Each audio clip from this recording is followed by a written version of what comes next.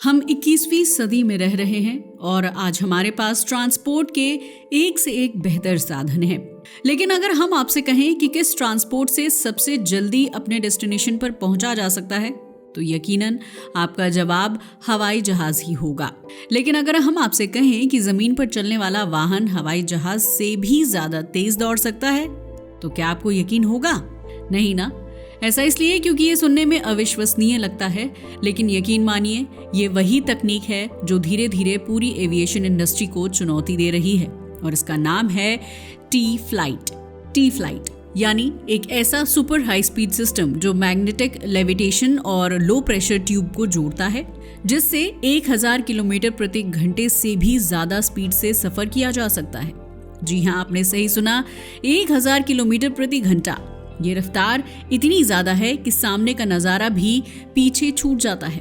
लेकिन ये सिर्फ एक ट्रेन नहीं, बल्कि ये एक ऐसी घोषणा है जो अगर सक्सेसफुल रही तो इंसान स्पीड की सीमाओं को भी झुका सकता है। सवाल ये उठता है कि आखिर ये पूरा मामला है क्या? तो चलिए डिटेल्स में जानते हैं। वैसे तो धरती पर बहुत सारे देश हैं, कुछ विकसित, कुछ विकासशील, तो कुछ अफ्रीका जैसे गरीब देश। लेकिन एक देश ऐसा है जो बड़े से बड़े सुपर पावर को भी पीछे झुका रहा है। इसका नाम है चीन। पिछले 30 साल में चीन ने अपनी व्यवस्था में बिजली की रफ्तार से तेजी लाई है, जो कहीं ना कहीं चीन को ज्यादा टेक्नोलॉजी डेवलप करने के लिए मजबूर भी कर रहे हैं। असल में लगातार बढ़ते शहर, जॉब्स, सैटेलाइट टाउन और मेगा मेट्रो रीजन ने ट्रांसपोर्ट पर ऐसा दबाव डाला है जिसकी कल्पना भी मुश्किल है। लोग जल्द से जल्द अपने डेस्टिनेशन पर पहुंचना चाहते हैं, मगर हर बार हर जगह से फ्लाइट लेना मुमकिन नहीं होता। बस फिर क्या था, तभी उनके दिमाग में आया हाई स्पीड रेल बनाने का तरीका। वैसे तो चीन में पहले से ही सुपरफास्ट ट्रेन्स चलती हैं, लेकिन लाखों लोगों की रोजाना यात्रा और बढ़ती जनसंख्या के बीच पारंपरिक ट्रांसपोर्ट सिस्टम पर ज्यादा भार पड़ने लगा था। हालांकि ऐसा नहीं है कि इससे पहले कहीं पर भी ऐसा कारनामा नहीं हुआ है।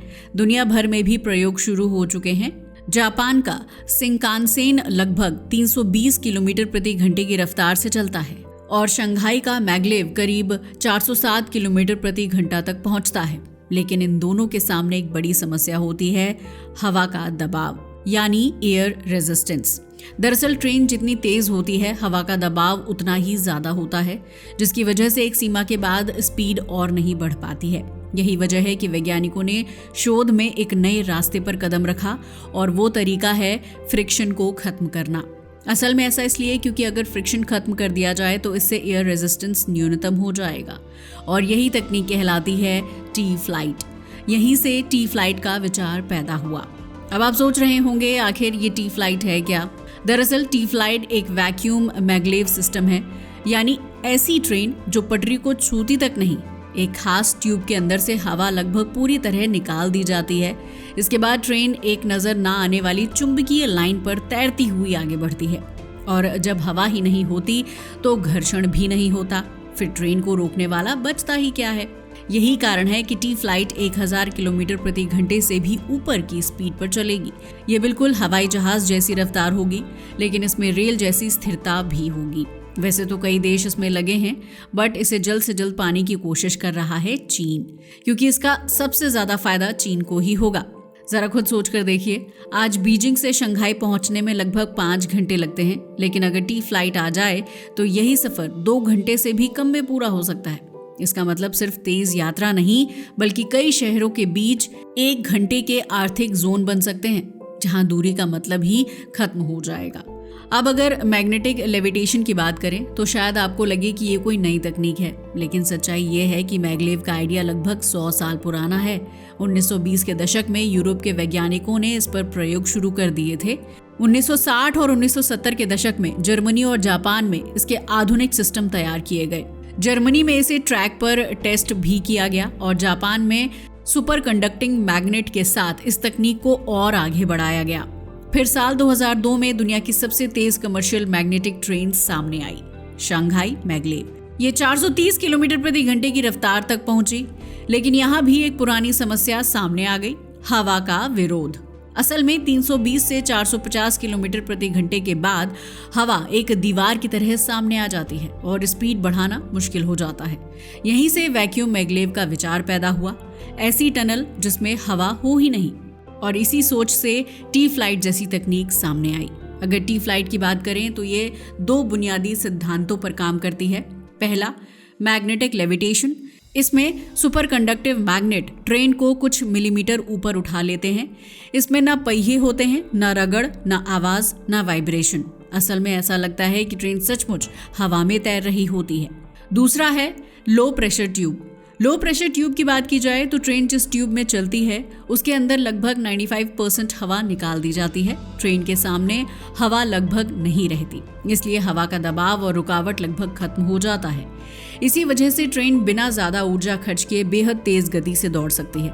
इसमें स्पीड इतनी ज्यादा इसलिए हो सकती है क्योंकि ना तो हवा रुकती है और ना ही घर्षण होता है, ना कंपन, ना शोर और ना ही किसी तरह की लिमिट होती है। इसलिए टी फ्लाइट के लिए 1000 किलोमीटर प्रति घंटा सिर्फ एक लक्ष्य नहीं बल्कि टेक्नोलॉजी का बड़ा परिणाम है। लेकिन अब सवाल उठता है कि क्या ये भविष्य की टेक्नोलॉजी है या टी फ्लाइट अभी सच में चल रही है? जी नहीं, ये अभी नहीं चल रही है, मगर इसका निर्माण और टेस्टिंग तेजी से हो रहा है। अगर चीन की बात की जाए तो चीन में अभी लो प्रेशर ट्यूब के छोटे छोटे प्रयोग किए जा रहे हैं। कैप्सूल 500 से 600 किलोमीटर प्रति घंटे की स्पीड पर टेस्ट हो रहे हैं। मैग्नेट, तापमान स्थिरता और प्रेशर कंट्रोल की पूरी जांच की जा रही है। दरअसल ये शुरुआती कदम है, मगर वैज्ञानिकों का दावा है कि बड़े पैमाने पर सिस्टम 1000+ किलोमीटर प्रति घंटे की क्षमता भी दिखा सकता है। लेकिन सवाल ये है कि इसका फायदा क्या होगा? ये तो बहुत महंगी टेक्नोलॉजी होगी। जी हाँ, आप अपनी जगह सही हैं। ये महंगी तो है, बट इसके बहुत सारे फायदे हैं। सबसे पहले बात करते हैं आर्थिक डेवलपमेंट की। बड़े शहरों के बीच 1 घंटे का आर्थिक चक्र बन जाएगा, जिसकी वजह से व्यापार तेज होगा, नौकरी तक पहुंचना आसान होगा, उद्योगों का विस्तार होगा। प्रॉपर्टी की कीमतें भी नियंत्रित होंगी, क्योंकि ज्यादातर लोग अपनी जॉब के कारण रहने की जगह बदलते हैं। लेकिन जब वो 1 घंटे में ही अपने घर वापस लौट सकते हैं तो वो दूसरी जगह पर क्यों बनाएंगे? तो वो दूसरी जगह घर क्यों बनाएंगे? इससे प्रॉपर्टी की कीमतें नियंत्रित हो जाएंगी। इसके अलावा इससे पर्यावरण को भी फायदा होगा। छोटी दूरी की उड़ानें सबसे ज्यादा ईंधन खपत करती हैं। ट्यूबलाइट उनकी जगह ले सकती है, जिससे कार्बन उत्सर्जन काफी कम हो जाएगा। साथ ही समय की बचत तो होगी ही। कल्पना करके देखिए, दिल्ली से मुंबई के बीच 13 घंटे की ट्रेन है और 2 घंटे की फ्लाइट। लेकिन अगर टी फ्लाइट आ गई तो ये ट्रैवल टाइम घटकर लगभग 1 घंटा हो जाएगा। जी हाँ, आपने सही सुना। और ये कोई कल्पना नहीं बल्कि भविष्य है, एक इंजीनियरिंग चैलेंज जिस पर दुनिया काम कर रही है। लेकिन जितने फायदे हैं उतनी ही चुनौतियां भी हैं। इसकी चुनौतियां बहुत बड़ी हैं। ट्यूबलाइट सपनों की दुनिया की तरह लगती है, मगर इसकी चुनौतियां भी विशाल हैं। सबसे पहले है लागत। लागत इसकी सबसे बड़ी दुश्मन बनी हुई है। लो प्रेशर ट्यूब को सैकड़ों किलोमीटर तक बनाना होगा, जिसके लिए लाखों नहीं बल्कि करोड़ों का खर्चा आएगा। सुरक्षा भी इसका बड़ा चैलेंज है। वैक्यूम में चलने वाली ट्रेन के अंदर हवा का दबाव अत्यंत कम होता है। यहाँ स्पीड 1000 किलोमीटर प्रति घंटा होगी और अगर जरा भी चूक हो गई तो बहुत बड़ा हादसा हो सकता है। हर सेंसर, हर मैग्नेट, हर बोल्ट, सब कुछ 150% परफेक्ट होना चाहिए। इसके अलावा अंतर्राष्ट्रीय स्तर पर प्रतिस्पर्धा भी तेज हो रही है। ट्यूबलाइट अकेली टेक्निक नहीं है। जापान का SG मैगलेव, अमेरिका का हाइपरलूप, यूरोप के अलग अलग मॉडल और कोरिया, जर्मनी और चीन की अगली पीढ़ी की मैगलेव तकनीक, हर देश अपना सिस्टम विकसित कर रहा है। ये सिर्फ स्पीड की रेस नहीं बल्कि ग्लोबल स्टैंडर्ड की लड़ाई बन चुकी है। अगर बात करें उस वक्त की जब दुनिया टी फ्लाइट के आने का इंतजार कर रही है, वहीं जापान ने एक अलग रास्ता चुना, ऑप्टिमाइजेशन का। ये तो आप भी जानते हैं कि दुनिया की सबसे भरोसेमंद high speed rail system Shinkansen है, जो 320 किलोमीटर प्रति घंटे की स्पीड से चलती है। 60+ साल से चल रही इस ट्रेन में आज तक एक भी बड़ा हादसा नहीं हुआ। इसमें सेंसर बेस्ड ऑटोमेटिक मॉनिटरिंग लगी होती है, रियल टाइम मेंटेनेंस होता है और जीरो वाइब्रेशन फील होता है। शिंकानसेन का सबसे बड़ा रहस्य है किंगफिशर बर्ड जैसी इसकी लंबी नाक। जब ट्रेन टनल में जाती है तो नाक हवा को बिना शोर के काट देती है। ना टनल बूम, ना शोर, ना दबाव में उछाल। सफर बेहद स्मूथ हो जाता है। यही वजह है कि शिंकानसेन की विश्वसनीयता आज भी अनमैच्ड है। अगर जापान की नई सीरीज की बात करें, शिंकानसेन अल्फा एक्स, तो इसकी टेस्ट स्पीड लगातार 400 किलोमीटर प्रति घंटा है, जबकि इसकी ऑपरेटिंग स्पीड 360 किलोमीटर प्रति घंटे रखी गई है। इसकी 22 मीटर लंबी नाक, एक्टिव वाइब्रेशन कंट्रोल सिस्टम और इलेक्ट्रोमैग्नेटिक ब्रेकिंग तकनीक इसे और भी उन्नत बनाती हैं। अल्फा एक्स साबित करता है कि स्पीड सिर्फ पागलपन नहीं बल्कि परफेक्शन भी है। अगर टी फ्लाइट और जापान की शिंकानसेन की तुलना की जाए तो दोनों काफी अलग हैं। टी फ्लाइट सीमाओं को तोड़ने की कोशिश करता है जबकि शिंकानसेन मौजूदा सिस्टम का सर्वोच्च रूप है। एक क्रांति है, दूसरा परिपक्वता का प्रतीक। लेकिन भविष्य कैसा होगा? ट्रांसपोर्ट का इतिहास कभी एक ही रास्ते पर नहीं चला। कुछ तेज दौड़ते हैं, कुछ संतुलन बनाए रखते हैं। भविष्य में ये दोनों ही हमें आगे ले जाएंगे। शिंकानसेन जैसी रिलायबिलिटी, टी फ्लाइट जैसी स्पीड, मैग्लेव जैसी स्मूथनेस और हाइपरलूप जैसी एफिशिएंसी। तकनीक का भविष्य एक रास्ता नहीं बल्कि कई रास्तों का संगम होगा। चाहे जो भी हो, एक बात सच है, टी फ्लाइट एक नए युग का जन्म दे रही है और जापान का शिंकानसेन दुनिया को परिपूर्ण रिलायबिलिटी का मॉडल दे रहा है।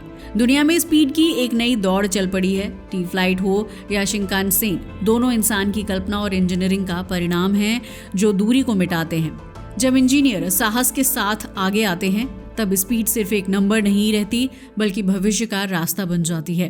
दोस्तों, तो ये थी कहानी टी फ्लाइट की। वैसे आपका इसके बारे में क्या ख्याल है? अपनी राय को हमें कमेंट करके बताना ना भूलिएगा। आज के लिए बस इतना ही। वीडियो अच्छा लगा हो तो इसे लाइक और शेयर करें और हमारे चैनल को भी सब्सक्राइब करें।